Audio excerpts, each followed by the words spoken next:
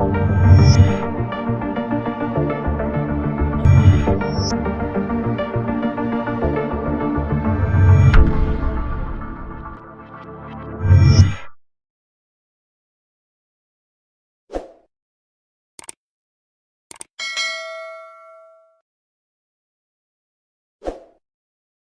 मैं doctor Anil Kumar Jain, associate professor और निदेशक शिक्षा विद्यापीठ वर्धमान महावीर खुला विश्वविद्यालय कोटा, एक बार पुनः आपके सम्मुख शिक्षा मनोविज्ञान की विभिन्न इकाइयों की चर्चा की श्रृंखला में आपके सम्मुख उपस्थित हुआ हूँ। बुद्धि की एक महत्वपूर्ण इकाई की चर्चा पिछले कुछ श्रृंखला से हम करते आ रहे हैं और उसी क्रम में हमने बुद्धि के सिद्धांतों को जानने का प्रयास किया, जिसमें एक कारक सिद्धांत, द्विकारक सिद्धांत, बहुकारक सिद्धांत, समूह कारक सिद्धांत, इन सारे मनोवैज्ञानिकों ने अपने अपने सिद्धांतों में बुद्धि को अपने तरीके से समझाने का प्रयास किया और इन सब व्याख्याओं में हमारा मूल उद्देश्य था कि इन सिद्धांतों के पीछे मूल भावना मनोवैज्ञानिकों ने क्या प्रकट की है और वह हमें बालक को समझने में किस तरह से मदद करेगी, उसी को ध्यान में रखते हुए हमने पिछली विभिन्न चर्चाएं की हैं।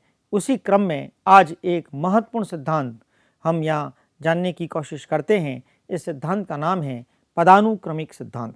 हायरार्किकल थ्योरी ऑफ इंटेलिजेंस भी इसको अंग्रेजी में कहते हैं। पदानुक्रमिक यानी कि पदों का एक अनुक्रम है और उस अनुक्रम को किसी विशेष स्थिति को ध्यान में रखते हुए यहाँ पर मनोवैज्ञानिकों फिलिप बर्नन ने इसको समझाने का प्रयास किया है।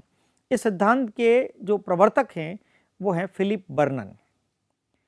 फिलिप बर्नन ने 1960 में मानवीय योग्यताओं की एक संरचना प्रस्तुत करते हुए इन्हें क्रमिक रूप में व्यवस्थित किया। क्या कहा? मानवीय योग्यताओं की एक संरचना प्रस्तुत करती हुए हमारे भीतर जितनी भी मानसिक योग्यताएं हैं वो एक विशेष संरचना के रूप में भूमिका निभाती हैं और वो किस किस तरह से एक विशेष स्थिति में बनती हैं और एक स्पेशलाइजेशन लिए हुए जब आती हैं तो वो किस रूप में प्रकट होती हैं। इस भावना के साथ उनको इन्होंने समझाने का प्रयास किया। तो हायरार्की जो बताई वो सबसे पहले टॉप हायरार्की कहें वो उन्होंने कहा सामान्य कारक। तो स्पेयरमैन ने अपने बुद्धि के सिद्धांत में जिस प्रकार के दो कारक बताए थे, सामान्य कारक और विशिष्ट कारक, यहां इन्होंने चार कारक बताए और कहा चारों की अपना क्रम है।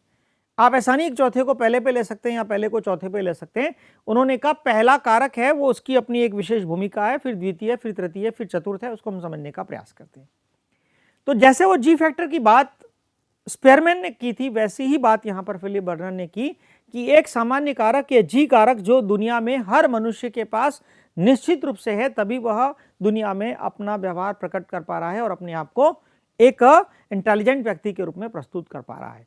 वो सामान्य कारक सबके पास है, ठीक है। अब उस सामान्य कारक को का अगला हिस्सा उन्होंने बताया वो मुख्य समूह कारक के रूप में बताया, ठीक है, मुख्य समूह कारक। अब उस मुख्य समूह कारक के दो हिस्से हुए। देखिए जी सबके पास है, समझने की कोशिश कीजिएगा। जैसे मैं हूं, कक्षा में दूसरे विद्यार्थी हैं, हमारे साथी हैं, सबके पास जी है, सामान्य कारक सबके पास है। घर पर एक काम करने वाला हमारा नौकर है, उसके पास भी जी है। पड़ोस में मकान पे काम चल रहा है, उसके पास भी जी है। हमारी मोटरसाइकिल खराब हो जाती है, उसको दुरुस्त कराने जाते हैं, उसके पास भी जी है। हमारा मोबाइल खराब हो जाता है, वो ठीक करने वाले के पास जाते हैं, उसके पास भी जी है। दुनिया में प्रत्येक व्यक्ति सामान्य बुद्धि की योग्यता तो रखता ही है। ये हो गया सब। अब मैंने ये जितने उदाहरण लिए इसमें मैंने दो प्रकार के लोगों के उदाहरण लिए हैं, इसलिए सामान्य कारक को उन्होंने अगले कारक मुख्य समूह कारक। अब सामान्य कारक को दो मुख्य समूह बांटते हैं, पहला है शाब्दिक शैक्षिक और दूसरा है यांत्रिक। शाब्दिक शैक्षिक यानी कि जो केवल बौद्धिक इंटेलेक्चुअल काम करने वाले लोग हैं, जिसमें हस्तकौशलों का इस्तेमाल उनको नहीं करना है। एक तो समूह पूरा वो हो गया जिसमें कौन आ गए भाई, हम अध्यापक आ गए, वकील आ गए, डॉक्टर आ गए। ये सब कौन है? ये सब शैक्षिक, शाब्दिक, एजुकेशन, ये जो कारक है जिसमें वह हस्तकौशलों का प्रयोग नहीं कर रहे हैं, ये वो वाले लोग हैं। एक समूह हो गया। जी तो था, लेकिन जी के भीतर ये वाली शक्ति है। और दूसरा मुख्य समूह कारक में कौन है? जी तो है, लेकिन वो हस्तकौशलों का इस्तेमाल कर रहे हैं। कौन? मोटरसाइकिल खराब हो गई, किक लगाकर देखकर पहचान रहा है समस्या कहां है, लेकिन हाथों से वो काम कर रहा है। मशीन खराब हो गई, वॉशिंग मशीन खराब हो गई, आवाज से पहचान लेता है खराबी कहां है, हाथ से काम कर रहा है। एक सुथार हाथ से काम कर रहा है। ऐसा नहीं है कि इन लोगों को बुद्धि का इस्तेमाल नहीं करना पड़ता, इन सब लोगों को भी बुद्धि का इस्तेमाल करना पड़ता है। लेकिन एक पूरा दूसरा एक बड़ा समूह है। वो समूह कौन सा? यांत्रिक योग्यताओं को इस्तेमाल करने वाला समूह हुआ। तो इस तरह से सामान्य कारक के दो समूह कारक हो गए, एक एजुकेशन वाला, शाब्दिक शैक्षिक वाला, और दूसरा यांत्रिक वाला। ठीक साहब, स्पष्ट?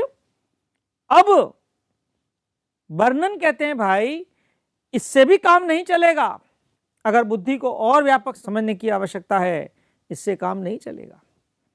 शैक्षिक का उदाहरण लेते हैं, उसी तरह से यांत्रिक का भी उदाहरण लेते हैं, और दोनों को नीचे तीसरे वाले कारक में समझने की कोशिश करते हैं, लघु समूह कारक। लघु समूह कारक में कौन? ये शैक्षिक योग्यता रखने वाला कौन? ये टीचर, ये सारे अध्यापक, ये सारे डॉक्टर, ये सारे वकील, एक एक समूह हो गए लघु समूह कारक।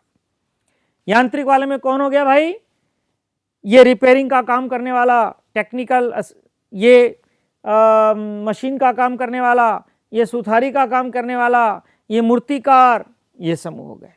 ये सब हस्तकौशलों का काम कर रहे हैं, लेकिन इनकी अपने अपने अपने अपने अपने लघु समूह हैं।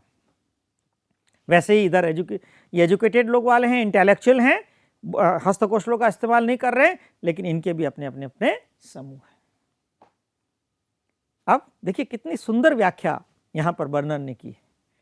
और गहराई से चलो और भीतर चलो, तो चौथा कारक है विशिष्ट समूह कारक। और यह विशिष्ट बौद्धिक योग्यता जिसके पास है, वह व्यक्ति उस विशिष्ट बौद्धिक योग्यता का उपयोग करते हुए वह उस क्षेत्र का विशेषज्ञ मान लिया जाता है। ये डॉक्टर साहब हैं, लेकिन सभी डॉक्टर साहब एक जैसे थोड़ी हैं। हार्ट की प्रॉब्लम हो गई, ऑपरेशन कराना है, नथानी साहब को याद कर रहे हैं हम साहब। क्यों? उस विशिष्ट योग्यता को उन्होंने इतना पारंगति के स्तर पर ले लिया है कि आज कहीं हार्ट का ऑपरेशन की बात आती है तो हम कहते हैं साहब फला डॉक्टर के पास जाना है। किसी फिजिशियन से संबंधित बात आती है तो हम कहते हैं फला डॉक्टर के पास जाना है। एनेस्थीसिया लगाने की बात आती है तो हम कहते हैं फला डॉक्टर के पास जाना। ये सब क्या हैं? ये सब उस इंटेलेक्चुअल योग्यता में एक समूह था डॉक्टर, उस डॉक्टर के भीतर विशेषज्ञताओं से लिए हुए अलग अलग अलग अलग छोटे छोटे समूह हैं, और हम उस विशिष्ट बौद्धिक योग्यता की वजह से उनको उस नाम से जानते हैं। अरे भाई गणित सीखनी है, फला अध्यापक के पास जाओ, आपको बड़ा अच्छा समझ में आएगा। विज्ञान सीखनी है, फला अध्यापक के पास जाओ, आपको बड़ा अच्छा समझ में आएगा। ये क्या है? ये उस अध्यापक वाले एक समूह की अलग अलग योग्यताओं से रखने वाले छोटे छोटे एक समूह हैं जो एक विशिष्ट योग्यताएं रखते हैं और उसी के नाम से जानते हैं। उसी प्रकार यांत्रिक में चले जाइए, हम कहते हैं भाई मोटरसाइकिल खराब हो गई, तो व्यक्ति पूछता है कौन सी मोटरसाइकिल है आपके पास? बजाज की है। अच्छा बजाज की मोटरसाइकिल है, अरे भाई वहाँ फला जाना और फला जगह वो चौराया है, उस चौराहे के पास एक छोटी सी दुकान मिलेगी और वहाँ एक मैकेनिक है, आप देखना साहब किक लगाते ही पता लगा लेगा कि आपकी मोटरसाइकिल में खराबी क्या है। एक विशेष योग्यता उसने अर्जित की है अपने अनुभव के माध्यम से, अपने ज्ञान के माध्यम से। आपको किवाड़ बनवाना है, आप फला व्यक्ति के पास जाइए, आपको मूर्ति बनानी है आप फला व्यक्ति के पास जाइए। वो विशिष्ट योग्यता ऐसा नहीं है कि वो इंटेलेक्चुअल वाले ही रखते हैं, वो विशिष्ट योग्यता वो यांत्रिक वाले, मैकेनिक वाले भी रखते हैं। तो यांत्रिक वाले जो हस्तकौशलों से अपना काम कर रहे हैं, वो हस्तकौशलों से काम करने वाले भी अपनी विशिष्ट योग्यताएं रखते हैं और उसी नाम से जाने जाते हैं। और जब हमें ऐसा काम कराना होता है हम उस व्यक्ति के पास पहुंच जाते हैं। ये विशिष्ट योग्यताएं। अब आप देखिए, ये जो चर्चा हमने यहाँ पर की, उस चर्चा में सारी दुनिया समाहित है।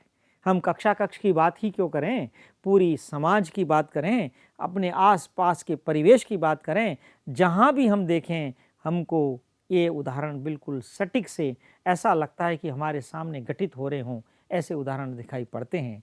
और ये उदाहरण, ये जो सिद्धांत का जो प्रतिपादन फिलिप बर्नन ने किया, इन्हीं ऐसे अनेक प्रकार के मानव जाति पर उन्होंने घंटों अनुसंधान किया और अनुसंधान करने के बाद ये 4 कारकों की एक हायरार्की बनाई, पदानुक्रम उन्होंने निश्चित किया।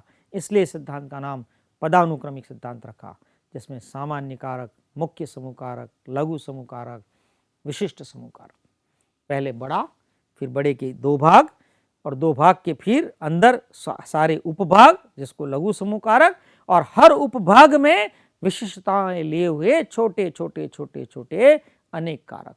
तो सामान्य, मुख्य, लघु और विशिष्ट, इस प्रकार पदों का ये क्रम बनाया बुद्धि की योग्यता के अनुरूप। इसलिए इस सिद्धांत को पदानुक्रमिक सिद्धांत के रूप में जाना जाता है। और मित्रों, ये हमें अगर इन कारकों का क्रम व्यावहारिक उदाहरणों के साथ अगर हम ढूंढें और ये क्रम हम समझने की कोशिश करें तो निश्चित रूप से कक्षा कक्ष में हर बालक के साथ व्यवहार करते समय हमें मदद मिलेगी। और न केवल बालक के साथ बल्कि विद्यालय परिवेश में हमारे साथी अध्यापकों के साथ, कर्मचारियों के साथ और समाज में अन्य लोगों के साथ भी व्यवहार करने में हमें बहुत ही मदद मिलेगी। इसी अपेक्षा के साथ ये जो फिलिप बर्नन का सिद्धांत हमने समझने का प्रयास किया है, निश्चित रूप से शिक्षा जगत में हम शिक्षा के कार्य करने वाले कर्मियों के लिए एक महत्वपूर्ण मददगार सिद्ध होगा। इसी अपेक्षा के साथ एक बार पुनः आप सभी का धन्यवाद।